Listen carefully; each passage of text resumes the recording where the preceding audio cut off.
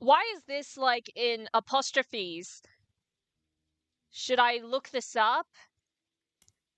Ooh, the Grandorf School for the Deaf, formerly Grandorf Dove, is located about an hour from where the Roottrees offices used to be in Butler County, but it serves much of that part of Pennsylvania and nearby Ohio. According to their website, it was formerly named Grandorf Dove from 23 to 90. Because Grandorf was the last name of the founder, and Dove is the Danish word for deaf. Deaf. Oh my goodness, I did, like when I said deaf, I did with the TH sound. When I meant to do the F sound, that's going to trip me up. Anyways, the founder had issues with government translators, leading to an odd transcription issue. In 1990, it was renamed to better represent the school's purpose and to correct the embarrassing lack of effort and awareness demonstrated by the government official in those early days. The staff is listed on the website. You can scan through all of the biographies and find that the principal, Miss Ford, is fluent in 5 languages, including ASL, which is American Sign Language. She has been working at the school for over 15 years. Miss Ford's bio also mentions she's not deaf herself, but rather learned sign language to communicate with the deaf. It mentions that she was responsible for securing the funding for the Hudson Wing. Let's see this. The Hudson Wing was an expansion to Grandorf Dove, now Grandorf School for the Deaf, first built in 82. It's a separate, much smaller building, half a block from the main campus, and operates as a smaller independent school that offers free ASL courses for the family members, friends, and caretakers of deaf children. According to their history site, they got their name after the president of the Roottrees company generously donated $250,000 towards the construction of the building. There's also a very vague history section that you can somewhat fill in with the details from the other information you've seen about the school. It mentions that the donation came at the existence of an employee of Roottrees at the time. It mentions that she learned ASL from the main school before the Hudson Wing even existed, to surprise her future husband, who was deaf. After realizing how useful a service like this could be to non-deaf people that wish to better serve those with hearing issues, she convinced Roottrees management to invest in the school. The Hudson Wing opened and she became the first teacher at the new campus. At first, it only operated on weekends, but since then it has added afternoon classes on some weekdays. Maybe I'll go back and see. So it was Miss Ford. Oh, I need like a name or something. There's got to be like something else I can look. So there's something about the founder. Oh wait, Butler County. Could it be in Butler County Times? So let me just this. Here we go. Grandolph Dove was a school for the deaf near Butler and was regularly listed in articles with other local schools. The Butler County Times archives includes what seems like an endless list of snow cancellations, extracurricular activities, and weekend events that began over 70 years ago and stretched until the last mention in 1990. Amongst the avalanche of useless information, you almost miraculously discover one useful article. Grandolph Dove was at the center of a crime article from 82. It seemed that someone defaced the school in vehicles outside of the brand new Hudson wing of the school. There, excuse me. There were multiple broken windows, and one of the teacher's cars was painted with profanities and accusations of infidelity. A few weeks later, a follow-up article provides more details. There was one arrest, Thomas Hughes, who was coincidentally a former student at the school. Apparently, the destruction came weeks after he married the school's newest teacher, Mrs. Hughes.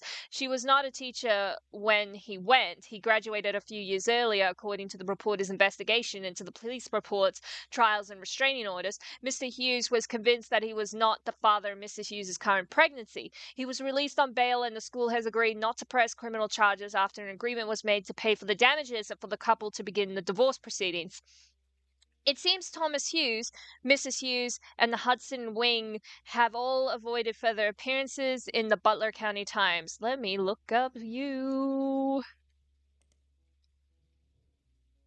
Wait. I think You have to.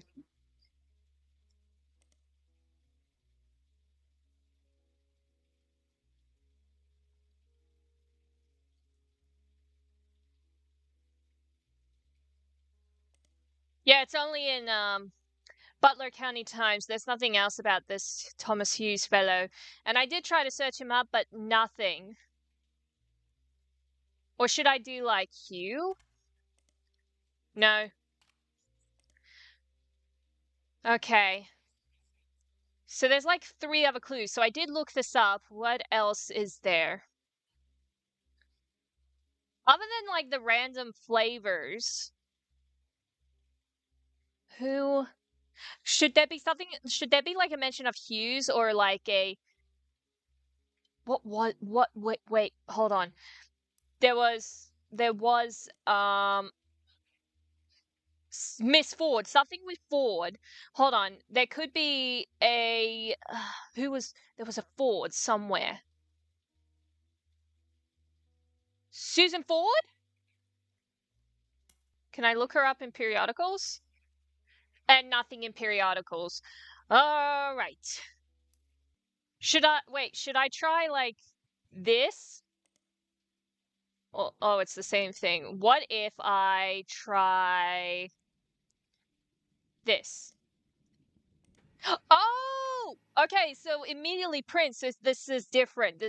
So Grandolph School for the Deaf has made a few odd appearances here and there in the Butler County Times since 1990. It's not too many that you can't look at all of them. And so after scrolling through a few pages, you manage to find something incredibly useful in an article that isn't even focused on the school itself. Local students provide key evidence in scientific study. The article from March of this year, 1999, mentions that the Ford sisters, who attend public school in Butler County, are one of only a handful of identical twins in the world who suffer from 2 different genetic issues. One of them has asthma, and the other has a lethal allergy to peanuts. Their mother, a Miss Susie Ford, who is principal at the nearby Randolph School for the Deaf, was originally contacted by researchers looking to identify if there were any sets of twins where one was born deaf and the other was not. While she didn't have any twins attending her school, she asked if her daughters Melissa and Heather, okay, so Melissa and Heather, could be useful, and it turns out they were. She says they couldn't be more different. My youngest, we all call her that even though it's only by about 15 minutes, is shy but essentially hasn't stopped running from the moment she learned to scamper. Asthma has kept her sister off the soccer field, but she's the definition of extrovert and is even performing in a local production of Is There Life After High School later this year. The article includes a picture of the girls added to your evidence. Can I try this? Near the end of April 1999, including a Heather Ford. So Heather's is the oldest twin? Hold on, let's go to here we go. So the photo accompanied in the article about a scientific study in the Butler County Times. The Ford twins were used as part of a nationwide study of how allergies and other diseases affect twins differently. The twin on the left is holding an inhaler and the twin on the right is holding an EpiPen. Okay, so take their photos. So wait. Who the one who so what were the names? Okay, Melissa and Heather. So Heather is the asthmatic one, right? Now, where do I put on the board? I mean, I could put it here or. Oh, wait. What if it's. Guy, like the Hudson was mentioned, what if they were like an affair from him? And also, it would complete the final to this. So, I think this has to be Heather. Okay, hold on. So, Heather. And then Ford, was it?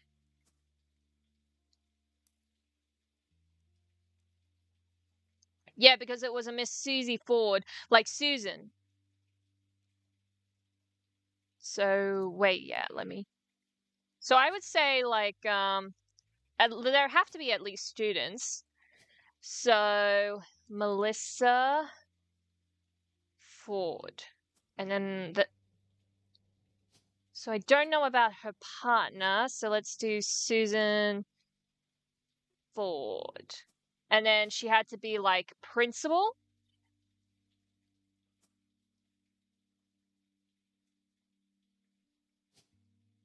Oh, I could do, like, this one or this one. I mean, it's hard when they're black and white, but let's try this one. Or maybe this one. Because, I mean, she was kind of in the photo when he was there, but... Okay. If that doesn't lock in, then we will know for sure. So... Now, what to do with you? I feel like I need to get a dig at something. So there's, like, one major clue here. But what was the one major clue? Biased or misleading. Point of view. Might need to go... Okay, so there's still a clue here. But where was it? I think this is how we found out about Elias's affair. Because Gwyneth... Okay, so Gwyneth has a lisp. But what else is there? Now there's reminders in here. There is a mention of Elizabeth here. But I don't know what else. Oh yeah, this is how I figured out about Elias's cheating. Beth. Oh, wait, and because of the lisp, what if Beth means, like, Bess? Should I look up it? I'm gonna try. Bess Williams was an author born in the late 1800s. She lived just outside of Miami and passed tragically young in a major hurricane that struck the area in 1926. Bess has a minor history with the Roottrees. Her only notable book, Family Man, is widely considered blatant propaganda about Elias Roottree. It had been all but forgotten until recently when it was re-released during the height of Roottreemania. There's a site dedicated to hurricane statistics that also mentions Bess Williams. The Boccadoro Library, not far from where she lived, was partially destroyed in the hurricane. When they rebuilt, they named the non-fiction section after her. The library was expanded again in 1950 and then closed in 1963 when multiple larger libraries opened in the surrounding area that made it redundant. Okay, maybe I might need to look up this library here. Ooh!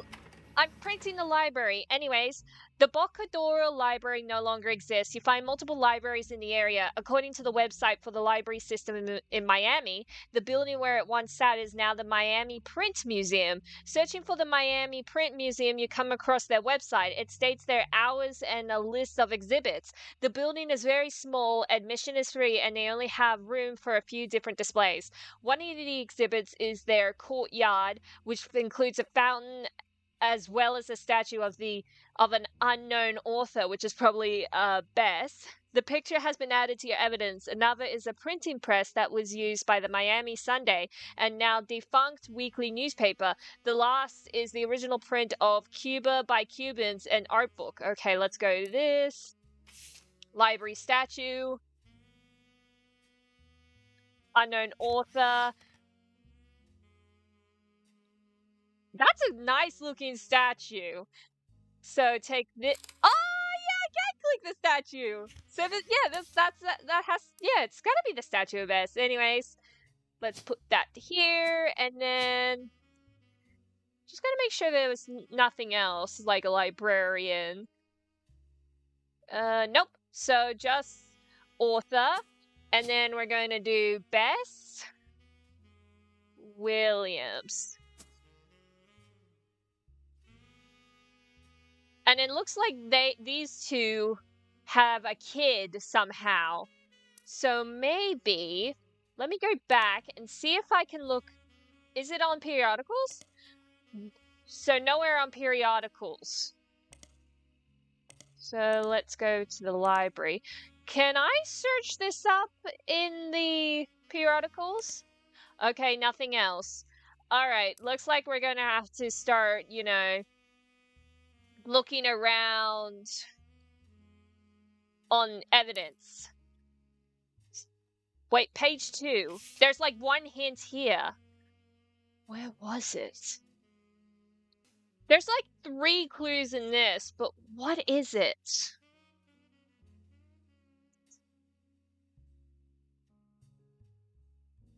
Could it be the secretaries? Oh! So Corinne Schwartz comes up in a few articles from local news stations in Pennsylvania. Some of the people attempting to track down Anonymum were harassing her. She recently had to take a leave of absence because people showed up at a car dealership where she works. She's begging people to stop the accusations so that she can get back to a normal life. In every article you find, the journalists involved have independently verified that she is not Anonymum. So, can I try here? Oh! The Butler County Times. She resides in Pennsylvania, though it appears she lives beyond the Butler County limits. After she was named in a national tabloid, people have come to her place of work and have accused her of being anonymous. The article explains that it's impossible for her to be anonymous because her only child is still in middle school. Unless their son's gestation period was approximately 10 years, it doesn't appear like Corinne could have been involved in any of the potential affairs on your tree. Okay, so that's not Corinne. What about Beatrice Watts? Can I... Let me try and see if there's a Beatrice Watts on periodicals as... Please! There we go. Nothing. Linda Lewis?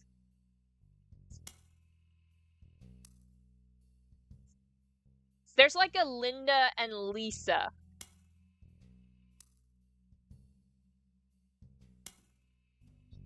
So I had to check the hints, and apparently I got the twins wrong.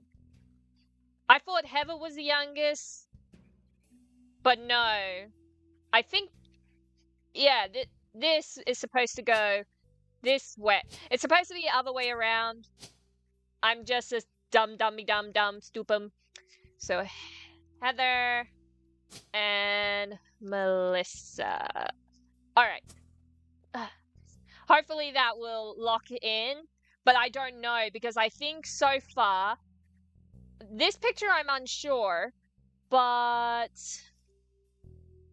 I'm not, like me, it was unknown author, so that has to be roughly 4, but I need to know who's the child to Elias Roottree. Should I look this up? I'm just jumping around at this point, just trying to find something, you know? No records that you can find online or in your periodical search. It merged with another periodical and became the Miami Mercury Sunday, which folded after only a year. Do I just spider search this? Lasted only a year from 49 to 50, you find a small website about quirky printing history facts that mentions that the Miami Mercury Sunday was the outcome of merging 2 smaller failing newspapers. This resulted in one larger failing newspaper, which was only notable to the author because by combining the names the way they did, it was tied for the longest title for an American newspaper at the time with a newspaper in Jefferson, Texas. This? A real place with a real newspaper called the Jefferson Jim Blacute. As far as you can tell, nobody you've been investigating lives in Texas. Okay, so that's a no-go. Do I need to try... Just... No?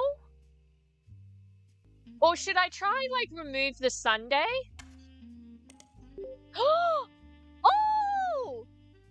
So the Miami Mercury is now a defunct newspaper that merged with the Miami Sunday. The resulting newspaper, the Miami Mercury Sunday, went out of business. It seems at some point during this process, this was at least partially archived and available via your periodical search. Noise. So let's see. Do I do... let me... Should I do Bess Williams? The Miami Mercury had an article about the Bess Williams section in the Boccadoro Library when it was being built in 28. It mentions that Bess's young son, now an orphan, was in attendance during the dedication. It also had a later mention from 49, the last year the paper existed, about a bidding war for the planned expansion of the library in 1950. The bidding was won by Wildcat Construction and included a new statue, fountain, and a second room that would double its shelf count. Okay, Wildcat Construction. That sounds... It was quoted. So, listed in some historical records as having worked on many buildings in the Miami, Florida area, it seems to have ceased operations in the 60s. Should I periodical this? The Miami Mercury, Frank Wildcat Williams. Wildcat Construction was mentioned once in an article you've already seen about the expansion of the library. It was also mentioned earlier in 47 under the headline Constructing a Better World. Frank Wildcat Williams left Florida in 41, a construction worker, and returned a hero. He won the Navy Cross for his bravery and sacrifice, having carried a fellow soldier to safely under heavy Nazi fire. Now he and his wife Ophelia are carrying his fellow soldiers through tough times at work. Okay, hold on. So, Ophelia, but I don't know the last name yet. So, what was it? What was the name? Frank Williams. Frank Williams. And then it mentioned construction worker? Yeah, like construction? But I need a picture. So let's keep reading. Wildcat Construction is Frank's company focused on creating opportunities for soldiers finding difficulty getting back to normal. Ophelia has handled outreach to the wives of local veterans who are often able to provide insight into their husbands' needs and conditions. She has, through such outreach, found 13 veterans of the war to serve as Frank's employees. The community support has been unendingly and overwhelmingly positive. It has gotten to the point where if Frank bids on a project, other local companies have decided to step back and let his soldiers handle it. This has become a bit of a sore spot for local politicians and business owners, as the birds are often not as low as they expected. The problem for them is that essentially Frank has a selective monopoly, but any attempt to circumvent it has caused an uproar and accusations of being un-American. It's uncertain what will become of Wildcat Construction, but at least for now, we're rooting for them. So, Frank Williams. Yeah, let me search up Frank Williams. Frank Williams. If I can type! Far too common of a name to find anything useful online. It's worth a shot. Oh, wait. Let me see. Frank Williams. Oh, bugger. Or what if I need to do the name, like the Wildcat nickname or something? Hey! I got excited. I don't know why I get excited.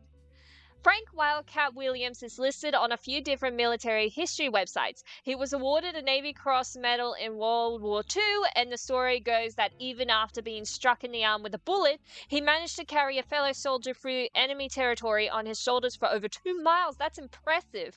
He passed in 96, age 74, in a retirement community in Sweetwater, Florida. An obituary on the website of a local news channel that was written by his surviving family also sheds light on some of his his personal life. He grew up an orphan because his family passed in a hurricane when he was very young. He could barely remember his mother and had no memory of his father. After the war, he ran a construction company that mainly hired World War II veterans and did a lot of jobs in and around the greater Miami area. He was a born joker and a shining light to the veterans who needed it most. An anecdote mentions that he used to insist he married his wife Ophelia as a matter of courtesy and convenience. She wouldn't have to change her last name. Oh, Ophelia was also happened to be Williams. Ah! I guess talk about convenience, huh? A photo was attached of Frank in his youth juggling hammers in front of one of his construction sites, as he was often known to do. According to the article, he is survived by Ophelia, as well as his daughters Bob and Sharon. Okay, Bob and Sharon. But wait. I see someone's partner is John Doe, but wouldn't... Oh, wait, is one of them adopted? Let me just highlight this. Frank Williams children. Oh, yeah, he's actually juggling the hammers in front of the statue. Okay. Photo this? Sure. Okay, let's now put him right in here. Oh, yes! I've locked stuff in!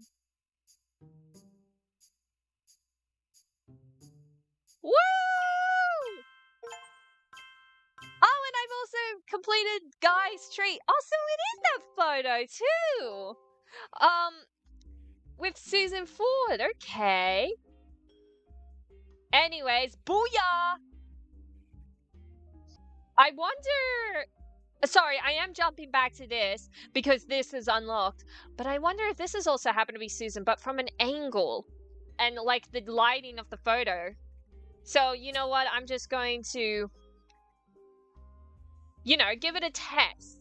See if it locks in. Anyways, but now that we've officially completed all of Guy's business, we're now down to this. So, should I do Bob Williams?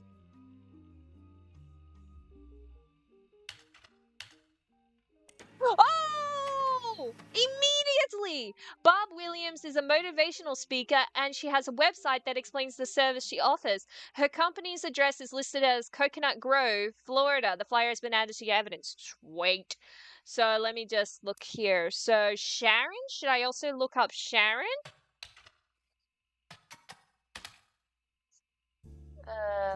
Search all. Let's try Sharon Williams. Alright, nothing from Sharon for now, so let's just go to here.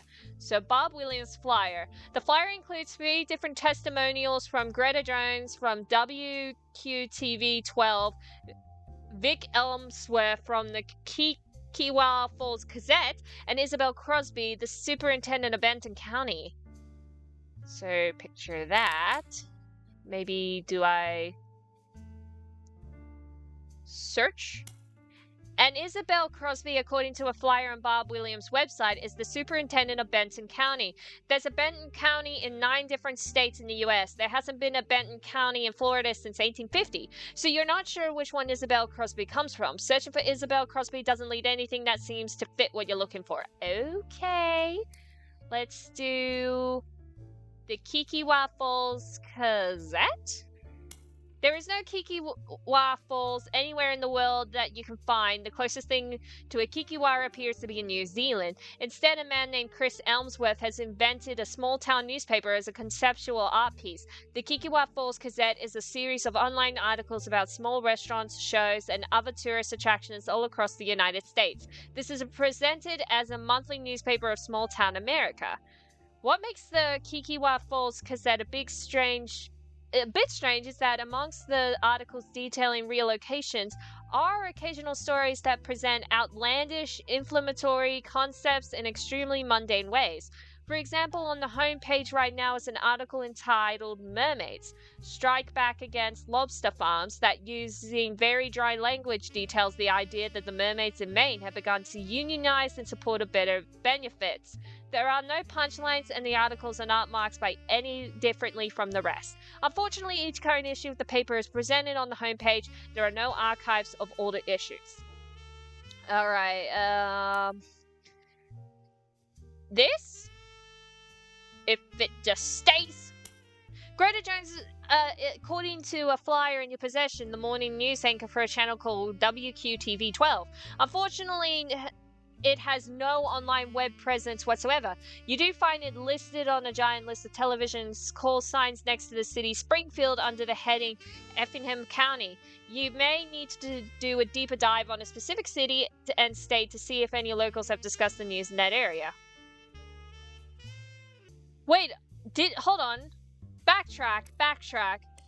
I looked at the Kikiwa Falls, and there was a Chris Elmsworth, but on the flyer it said Vic. So do I need to search this person up individually?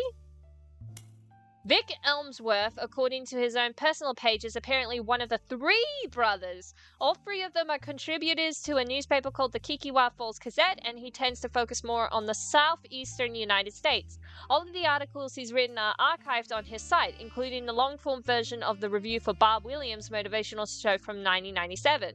According to Victor, he had seen Bob talk more than once on this particular occasion. Bob's talk was at a very large church, and it was clear she was an expert at matching the presentation of her concepts for any particular crowd. Because she received a standing ovation, Bob started with a story about loss, specifically the loss of a bicyclist who had been hit by a car. She spoke about the passing of any person as a darkness in their loved ones, a cold, empty void that begins to creep into a space where there once was light, because the light could never return exactly how it once was. She says the only option is to nurture new sources of light to help fight back the darkness.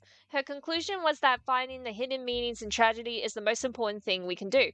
She used multiple biblical comparisons and finished by looking back around to her initial story and how she personally began to come around to this ideology. The biker who passed was her son-in-law. And the Lanes Across America charity was created to fill the newfound darkness her daughter experienced. The charity was light that began to fill the void, and she was doing everything she could to help nurture it. Wait. I need to look back. Daughters, Bob and Sharon.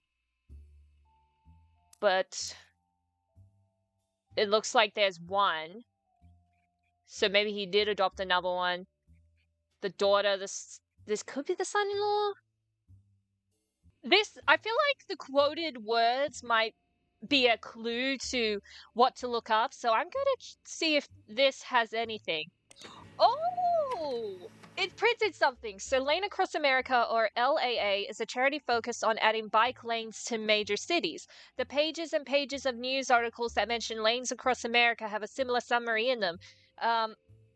LAA, formerly LAM, was founded in 1987 after the passing of Drew Smith. Who is Drew Smith? I might as well just highlight this and just... Could that be the brother-in-law from Bob? Probably. Drew was biking home from work when he was hit by a car. Each year since, Lanes Across America has grown, and they now have offices in our 12 major metropolitan areas, including Miami, where the charity began. The website for the charity has a picture of Drew. The photo has been added to evidence. Okay. Oh, you're actually good looking. I'm sad that you got ran over by a car. So I see here the I think this could be. Let me take a photo. So a partial wedding photo from the website for a charity called Lanes Across America. The rest of the wedding party is cropped out. The charity was founded after the passing of Drew Smith, who was featured in the photo. So this is Drew Smith. Hold on. Hold on. Hold on. Hold on. Hold on. Hold on. This is him. This has to be him, right? So, Drew. Oh, Andrew Smith. So, this could be like Barb, because this could be Sharon as well. That the sunset in the background on the photo is just chef's kiss. Beautiful. Absolutely gorgeous. Oh, and I see this person married again and had another child. So it's like the Clark situation. Like, not only are they half siblings, but no. Hold on. Before I could finish that sentence, technically, Clark married a LaRue sister and then got with another LaRue sister. So by technicality, they are cousins. But this could be just half siblings. Anyways, I'm still unsure if, like, I feel like maybe this could be Barb alone. I'm just gonna... Barbara Williams. And then... I want maybe public speaker. We'll see. If this doesn't lock in, then we'll know for sure. So, I know there's like another sister, which I think happens to be adopted. Anyways, where do I go next? Like, maybe do I need to... Oh, wait a minute. Where the charity began, Miami. So, because originally, formerly Lamb. Oh my goodness. Hold on. Lanes across Miami. Here we go. Does narrow down the pages and pages of articles you found earlier to only those with a more in-depth history about the charity. You find some additional information. Formed in 87, became LAA in 94. It was founded by Sharon Smith after the passing of her husband. So this is definitely Sharon. So Sharon... And I'll probably do Williams because it's like, with this, I tried to do Lincoln and I tried to do these two as Webb, but then the second I put these two down as Clementine, that's when it locked in.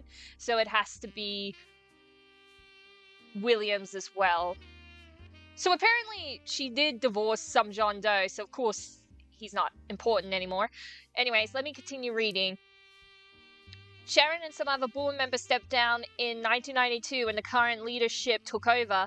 One of the oldest articles has a full uncropped version of the same wedding photo from the website. It seems that after Sharon left LAM, they began to crop her and the rest of her wedding party out of the photo to focus solely on Drew, who is the face of the charity. The full photo has been added to inventory.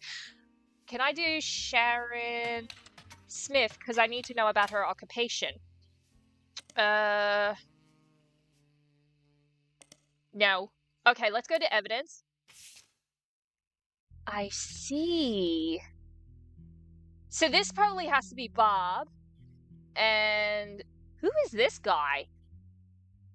Would be funny if, like, she married him after him or something. I don't know. Why did I say funny? Anyways, I believe I can put her here, right? But I don't know where to put this guy. I think this is Bob updated, but I need to know what her occupation is. Or should I do like Sharon Williams? Sharon Williams.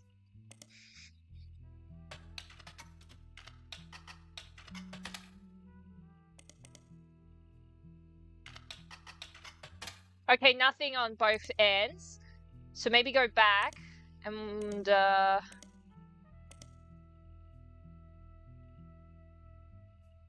she could be some sort of board member. Maybe I should try Springfield? Oh, wait. Hold on. Let me just try and go back to this.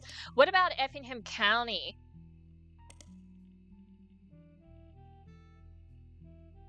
Oh, it's Springfield. Okay.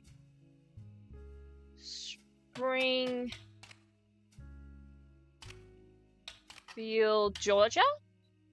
When you refine your search to television in and around Springfield, Georgia, you come across a website that lists different channels available there. The list seems to only feature broadcasts with female news anchors. The person who runs the website has ranked each using 3 categories. None are relevant to journalism. One of the entries is Channel 12. The news anchor listed is Greta Flores. Who are you? Greta Flores is a news anchor who apparently used to go by Greta Jones before her divorce. Compared to the ordeal you've gone through, to simply figure out her current name is way easier than you expect. To find that she has a website of her accomplishments. She was apparently the MC for an all-female speaking tour in 1977. The tour is called Storytellers of Sisterhood, the Mothers and Daughters of Earth. You do a search for it, and it seems some of the stories were compiled into a book simply titled 25 Stories of Sisterhood. Ooh, ooh, ooh, ooh, ooh.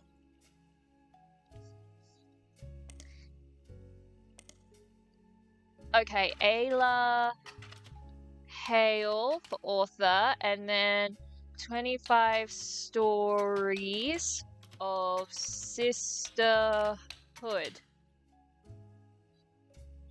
Woo! Okay, so it's a softcover nonfiction. This is an anthology of stories told on a few different storytellers of sisterhood tours. It contains direct transcripts of the most well-received stories told on stage. Ayla Hale is the editor, not the sole author. One of the stories by Bob Williams has been added to... Oh, what is this? The Beauty and the Brat. Bob Williams had the transcript of a story she told on stage published in a book. The first part of her story focuses on 2 16-year-old girls. My sister Sherry was a brat, always sulking, often disobedient, never on time. She borrowed things without asking, and even ran away from home only to sneak back the next day like nothing had changed. My daughter Sharon, on the other hand, was a beautiful person. She had excellent marks in school, was intensely artistic and creative, and even volunteered at an animal rescue. She continues to tell stories of the 2 girls until she shifts the narrative. What was the difference between Sherry the brat and Sharon the beauty? Is it nature, nurture, a better education, different opportunities? The answer is nothing. There were no difference because my sister and my daughter are the same girl. Barb reveals that her daughter was the result of an unexpected pregnancy when she was only 15.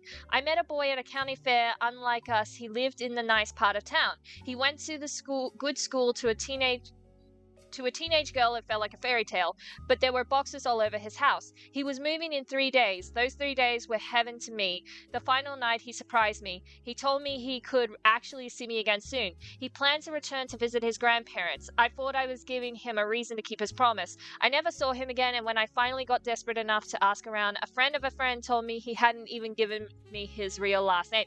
Oh, that explains the John Doe. Barb also talks about when she found out she was pregnant, I was convinced my life was over. But my parents, they took charge. I had to live at home and work a part-time job, but they removed the burden of motherhood. I managed to scrape out a degree in English, and as far as my daughter was concerned, I was her much older sister. Barb used the story to come to a conclusion. When I was younger, I thought my sister was the brat, and I wasn't wrong. But she ran away from work to work at that animal shelter. She borrowed my clothes for presentations at school, and her creativity allowed her to open up Sherry's hair. It took me far too long to realize the beauty was always there too. In fact, the brat and the beauty exists in all of us. It was my inner brat that kept me blind to the truth. And I'd like to say that it's the beauty in me that's finally able to see what I was missing. I implore you to call upon the beauties in yourself whenever the brat tries to take hold. What? Why is it... I'm curious. Can I search up this?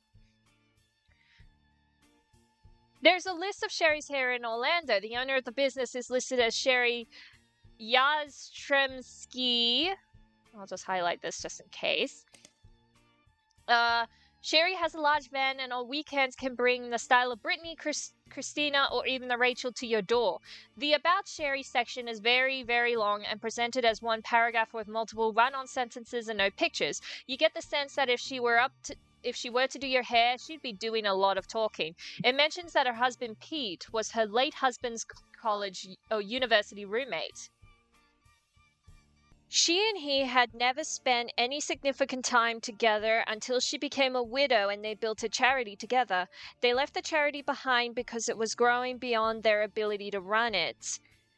Okay, she also brags about her kids, Tony, Mark, and Cricket. Cricket, what a weird name. Oh, that's probably a nickname. Her oldest, Tony, seems to get the short end of the stick. His two listed accomplishments are that he's the oldest and he's a straight A student. Mark, on the other hand, has multiple baseball accomplishments listed. Apparently, his little league team is nationally recognized. Cricket York is near the end and has an entire section dedicated to her. Oh, it's a girl. She's an actress on a local television show called Library Library, and the reason Sherry relocated from Miami to Orlando. Sherry, in addition to being hireable to come to do your due, is a stylist for the show. The passage also mentions that her agent recommended they change her last name to York since it was easier to pronounce. The rest of the section describes how she got the part, but it seems unimportant to your search. Okay, well, what about Library Library? Oh, okay. We're printing something here. So, Library Library is a children's show filmed at a studio in Orlando, Florida. It has been on the air since 1991. In the show, multiple adults and children interact with different animal puppets in a small town called Library. Unlike some other popular shows involving non-human performers, this one isn't funded by the public. Instead, it's paid for by donations from businesses related to education. This includes textbook manufacturers like Co-Rhythmic, sorry, can't even read. I feel like I'm dyslexic. Dyslexic. I can't even speak. Tutoring companies such as EDU, C82U, and a few well-known publishers of picture books. From what you can find, it's syndicated in a few markets across the southern United States and in New Hampshire. For some reason, like most other children's entertainment, many of those that grew up with it tend to have that fond memories. That works in your favor because the show has been documented by a few fan sites. There's even a Library Library web ring, though it only has 3 entries. You click through the sites in the ring and find that Cricket York joined the cast in 1997 at the age of 5 and is still listed as a current cast member. A picture of Cricket from one of her first episodes has been added to evidence. Okay. So this Cricket with the puppet. This is a promotional shot of Cricket York and the puppet Poof Tail from 1997 when she was on a show called Library Library. According to the site, you found it on the theme of the episode tackled why some people needed glasses. Okay, should I go back and try? Oh, now I see why it's York, because Yastrozemski was so hard to say. I don't blame you. It was hard to say for me too. So, should I do Cricket York? Nope, that's still the same thing. Let's go to the board and let's try and see where to put. Now, Cricket probably is the youngest. So maybe here? But it looks like there could be another photo as well. But I can't do... Can I do Cricket? Oh, I can do Cricket. Cricket...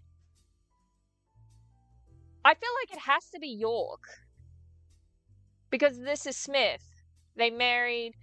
So maybe this could be... something about that. And then it was changed to York to make it easy. And then maybe... Okay, to 12. This. Or should it be the other Y?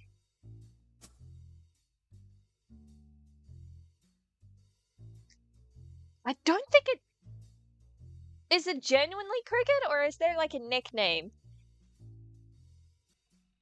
I'm looking back, and I should probably look at the quotations.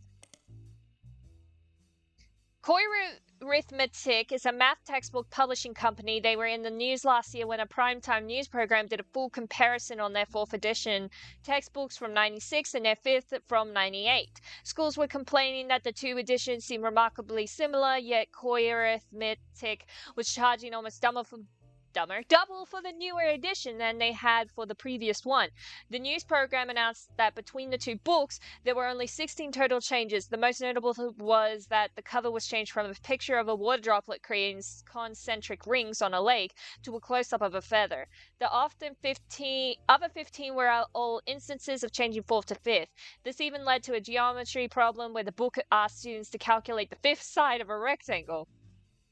Nobody associated seems to be related to your search. Okay. What about this one right here? I printed something. Oh, it's a tutoring service. They have a deal with Liberty Library and features some of the actors from the show in pictures on their website. Oh, wait. Cricket's a actor. I should change that. But technically, I thought it would still be a child. But still, I guess children can be actors. According to the site, they actually provide tutoring for all of the actors and actresses on the show to accommodate their shooting schedules. Include this, Cricket York, who has been seen in a photo labeled Cricket and Her Brothers, ready to learn from one of our talented tutors. You don't find much else about it, except that there seems to be a small subsection of the fans who were deeply unsettled by the company's logo, which would appear after the credits on each episode. One writes, I was terrified of the little girl in the logo. She looked like some kind of demon doll, and I'd race to the TV every day to switch the dial before her creepy laugh came on. Ooh, dear. Alright. Ah, I see. So, pictures. So, maybe yeah, this looks a bit nicer. So maybe I'll go back to York, and then I can do actor, or no, this one.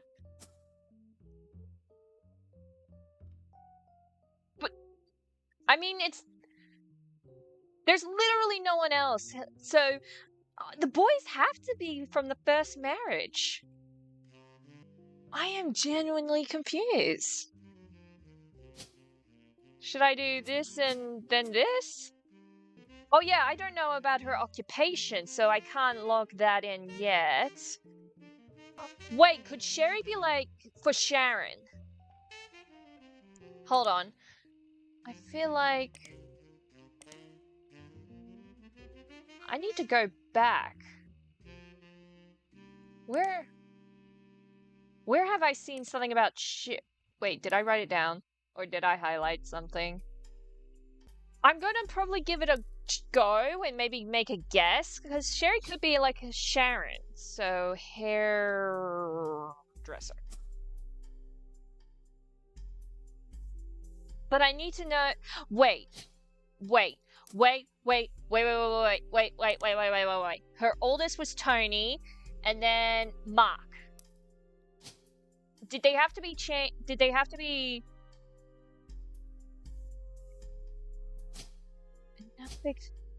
Maybe they're Smith?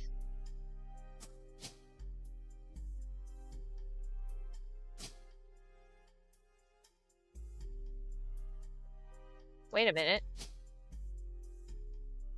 Mark.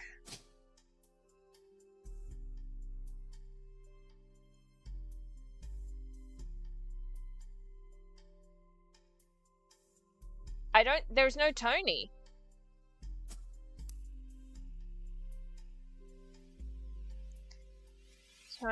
Hold on, Tony.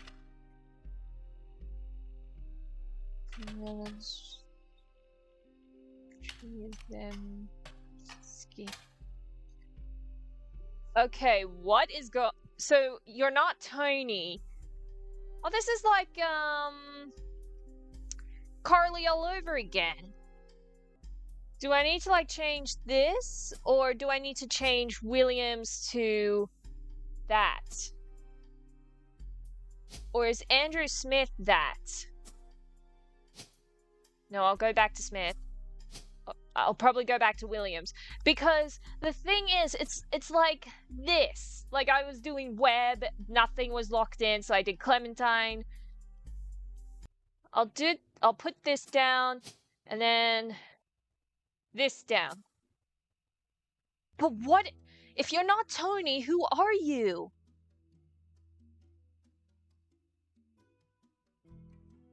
And then what's your name? And there's a picture of you? Was there a mention? Yeah, because the first husband passed away in an accident.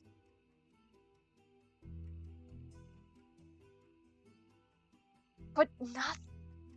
Pete! I completely. Pete! Peter! Wait a minute. Let me just. Peter. Yes. Treason.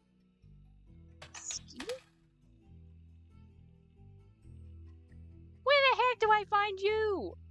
Periodicals? Wait, am I so stupid? It just hit me. What if it's like, Anthony? Oh my goodness. That was so embarrassing. Woo!